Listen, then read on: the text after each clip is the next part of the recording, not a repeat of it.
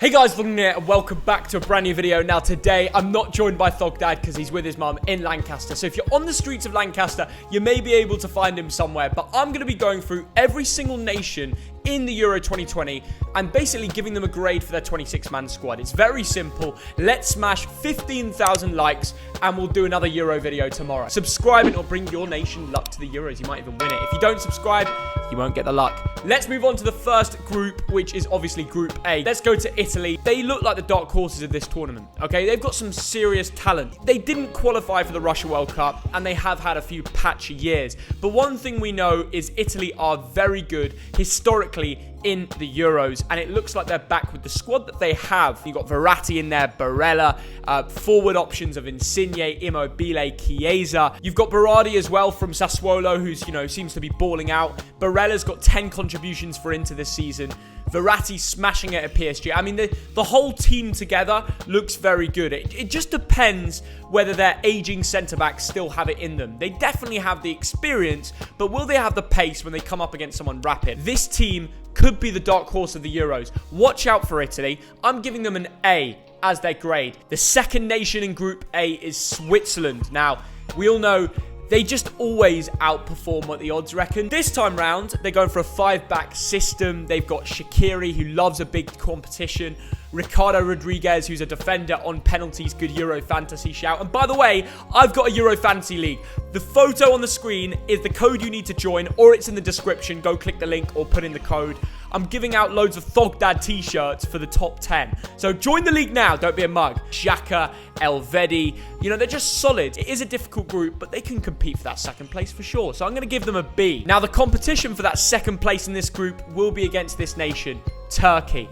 They actually look alright this year, okay? They've got a bagsman up top called Yilmaz, who scored so many goals in the French league this year. So much that Lille ended above PSG. People said Yilmaz was finished, and he's proven the haters wrong. He's 35, but you know what? He's got one final big competition to link up with Yazizi, another Lille player who's had a good season. And, just around them, they've got a good squad. They've got the lad from West Brom, Yokuslu, who's been decent. I mean, the centre-back options are nearly good as England. I mean, Soyuncu, Demiral, and Kabak, they're not going to be conceding many. So overall, I mean, this Turkey team, it actually looks pretty dangerous. They're on a good run of form too. You know what? I'm giving them a B+. Finally, Wales. Let's not forget them. I know a lot of Welsh people will be watching this, and it really is Gareth Bale FC. I'm sorry. No, it's not even a bad thing. He's been on great form for Spurs. Gareth Bale's goal per minute ratio this season was one of the best in the league. Aaron Ramsey hasn't played too many minutes for Juventus this season, but you look at the team around them, and I just think it's a young team. There's a lot of potential, but it's a little bit inexperienced. Ampadu, Harry Wilson, Daniel James, they're all good players, but they haven't had that much experience at Wales. And let's not forget the likes of Neco Williams and Roden as well at Spurs. I'll give Wales a C. I think they don't have a crazy amount of experience, but you never know what they can do. First group complete. Let's move on to Group B. And we're starting with a bang. We're talking about Belgium. Now, it's a funny one. De Bruyne, I know. He got injured in the Champions League final. Will he be fit? Does he need to be fit? Ooh, because they have a stacked team, boys. Eden Hazard hasn't been great for Real Madrid this season, but it would be such a Belgium-type thing for him to just switch it on in the Euros. It's Eden Hazard. He's still got it in him. They've got Carrasco, Lukaku, who is 100% going to be banging goals for fun. Everybody knows this. A solid keeper in Courtois, a decent defense. A manager like Roberto Martinez could probably go on to win this tournament. I'm giving them an A. Experienced but quality team. Watch out for Belgium. The second nation in Group B we're going to be reviewing is Denmark. They know how to keep a clean sheet.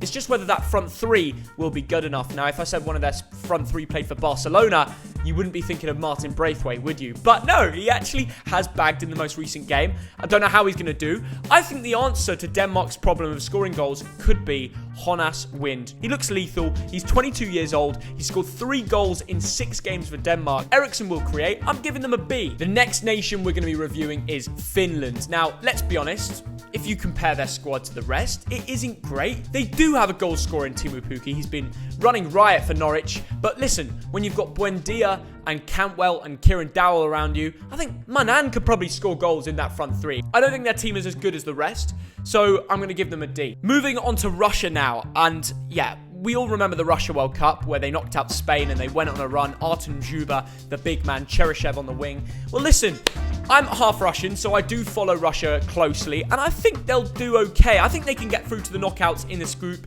probably by third place. Artem Zhuba up top is a big striker. He scored goals for Zenit this season. Miranchuk, who's now at Atalanta, is looking good. Golovin at Monaco, who's got like 15 contributions and 15 starts that he's had there. So I think Russia deserve a C+ in my grading system. Time to move on to the third out of 6 groups, Group C, and we're going to start off with Austria, a team that, you know what, they've got some talent.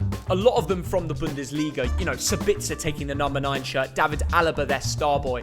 They have Arnautovic, who they've announced in their 26-man squad, but I've not watched him in any of the recent Austria games. I don't really know what's up with that. So if anyone knows why he's not playing, please let me know, because he's their bagsman. The problem in their squad is they haven't scored in 270 minutes of play the last 3 games, one of which being England, which I was at. The answer to that would be Arnautovic. Now, he's in the squad. If he plays, Austria could be a force to be reckoned with. Him and Sabitzer could bang in the goals. I'm going to give them a C for now. Right, it's time to move on to a big boy, and that's the Netherlands. My God, do they have a squad, and they also look on fire. Memphis Depay has been scoring for fun in the French league this season. He's just signed for Barcelona, I think. They've got De Jong at Barca already, De Ligt at Juve. This is the first time they can really express themselves. Wijnaldum, who was about to go to Barcelona, but it's just been hijacked by PSG. Of course, they don't have Virgil van Dijk, but it's becoming more and more less of a problem with the likes of Daley Blind and De Vrij at the back, who really can help control that line. So I'm going to give the Netherlands an A. I think they're lethal. I think they've got a side. North Macedonia. Now, unfortunately, I don't know too much about many of the players. I can obviously know about Alioski, the Leeds boy, Elmas, the attacking midfielder for Napoli. You know what? I say all this, and I might slag off their squad. They beat Germany a few games ago, okay?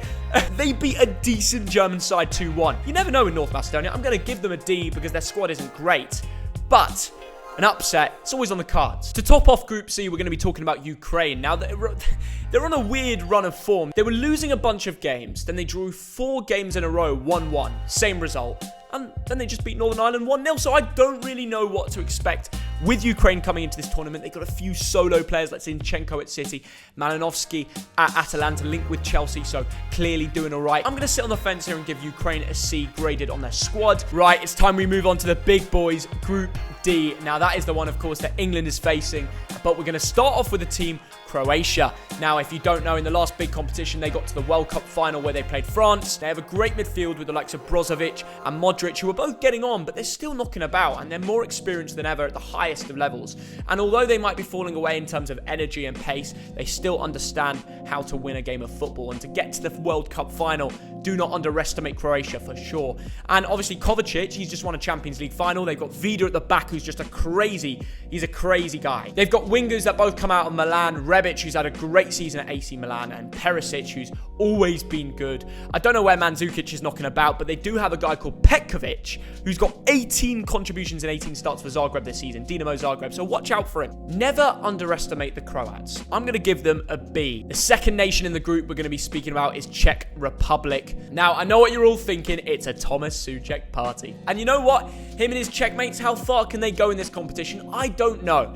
But if you look at the form, it's not been great. They just lost 4-0 to Italy. Before that, they lost 1-0 to Wales. But listen, in these build-up games, you don't want to look at them too much, because when these Czech lads are playing together, they can be a force to be reckoned with. I remember going to Prague, seeing them beat England, and we had a strong team that day. When they play as a team, they can be very good. I'm going to give them a C. And here we go. We're going to be speaking about England, the third nation in Group D. Ben White has taken Trent Alexander-Arnold's place in the squad over Lingard and James Ward-Prowse, which is mental to me. I really thought Ward-Prowse was going to go. To have Sterling, Rashford, Sancho, Grealish, Kane, Foden, I mean, the list goes on with the options. We are ready to go going forward, and I really hope Southgate can give everyone a bit of game time just to mix it up and make the defenders that we're playing go mad. Okay, the midfield is a little bit more dodgy, especially without Ward-Prowse, but with Henderson coming back, I'm feeling a little bit more confident because he brings a bit of experience. We need that in the squad. It is a young team. I'm really hoping Maguire's back. I think that team's an A. I do. I'm going to give ourselves an A. How far can we go? I don't know, but listen, we believe. Look at the shirt. We still remember 66. Finally, in our group, we've got Scotland. Now, they're in the same Euros group as us. I mean, to think that's just mental, really. They've got a good team, though. They sneaked Che Adams from us. He is, Wouldn't surprise me if he's bagging the goals. McSauce playing centre-back, Tierney, Robbo, McGinn. It's not a bad team, you know. If Scotland sit back at Wembley against us, that could easily be a draw. I think we can't underestimate them. They've got a good back five system going. And overall, I'm going to give Scotland a B. I'm being nice to them because this is probably the best team I've seen of them from what I can remember. Time to speak about Group E. And the first team we're going to mention is Poland. Now, any team with Lewandowski are sorted for goals. I know Bayern Munich haven't been great this season, but it's Robert Lewandowski. His stats have still been incredible. And listen, he may be getting on, but he loves this sort of competition. And against Slovakia, Spain and Sweden, he's bagging goals, boys. He is, for sure. Zielinski in the midfield for Napoli. Matthias Klich for Leeds. He's had a good year. And Helik for Barnsley, who was in the playoffs. I'm going to give them a B. Let's move on to Slovakia. Now, they've got a good defence and keeper in Dubravka. And a good attacking midfielder in Duda for Cologne. But overall, you look at the rest of the squad around them, then they've got a few Czech First Division, Hungarian First Division players. And listen, in a Euro competition like this, I don't think they can compete on the same level as the rest of them. So listen, they may be able to hold out teams and keep clean sheets, but I'm going to give them a C-. Let's talk about Spain, because it is Spain without the S, because they have no Sergio Ramos, but they still have a decent team with Morata and a lot of new boys like Ferran Torres, Adama Traore coming into the team. How are they really going to cope in a Euro tournament? I don't really know. It's not the team that we're used to. It's still a very good midfielder, the likes of Koke, Thiago, Busquets, who just got positive for Corona. I mean, he'll be hoping that he can be back for the game. But listen, overall, Pau Torres, he's just breaking through the system as well. It's a pretty youthful Spanish team. I don't think they're going to do anything insane this year round, but it's not a bad squad. It's not great. It's not what it used to be. So I'm going to be nice and give them an A-. Finally, to top off Group E, we're going to speak about Sweden. Now, one man everyone's got their eye on this year is Alexander Isak, the Swedish boy. He's got 17 goals for Real Sociedad this season. Kulusevski for Juve as well has been showing moments of real talent. This could be a great opportunity for him to show the world or Europe what he can do. Lindelof at the back are a few players to mention. Obviously, no Zlatan Ibrahimovic is a big miss for Sweden. I think overall, I'm giving them a C. Finally, let's speak about the group of death. Loads of you have been waiting for this one, so let's get through it and kick things off with France. It's very simple. They are the favourites for a reason. They have an absolutely stacked squad this year. Get ready for this front three. Benzema, Griezmann, Mbappe. And the maddest thing about this, right, is they don't have to worry about who's going to go in, because the likes of Ben Yedder and Coman and Ousmane Dembele, they're going to accept that that's the best front three. The problem with England is we've got 6 players in a front three that all think they're the best. France know their best three. And they also have Kante and Pogba as the midfield duo behind them.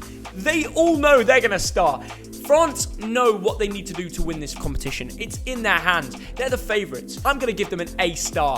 Best in the Euros this year.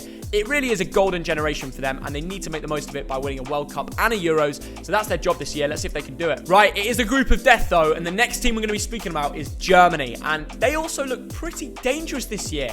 They've got a front three of Havertz, Sané, they've got Werner in there, they've got Gnabry all to play for. Listen, Gnabry plays as like a number 9 for Germany sometimes, and he's got a pretty goal contribution record for them, so he could be pretty dangerous. I know Germany weren't great at the last World Cup, and Joachim Low is somehow still the manager. I think he's leaving after this competition, which is a little bit weird. How will that hinder with the players? A defence including Rudiger, who's a Champions League winner. I'm watching him this year. The way he's transformed under Tuchel is just ridiculous, mate. Right, let's speak about Hungary, the group of death. This is why it's the group of death. Hungary. No, I'm kidding.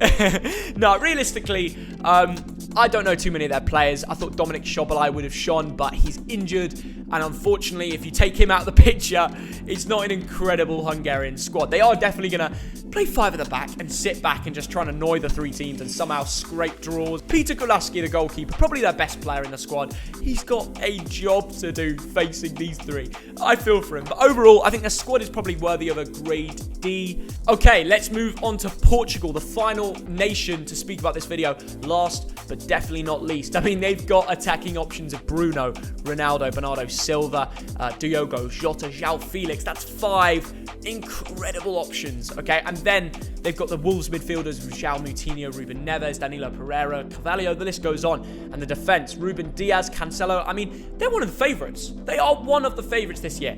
Will it all link together for them? I don't know. And of course, Ronaldo is aging, but my God, is it a squad? I'm giving Portugal an A, like I've given Germany, because it's only right. They've got an incredible squad, but I'm more interested to see where you guys reckon they'll finish. That is me complete, giving every single nation in Euro 2020 a grade. Comment down below which ones you agree and disagree with. Let us know who you think's going to win the bloody Euros, how you think England will do, and finally, let's get 15,000 likes. And subscribe, because I'm going to be keeping you posted with all the Euros updates, all the content. Thogdad's going to be with me back here very, very soon. Thank you for watching. Take care, guys.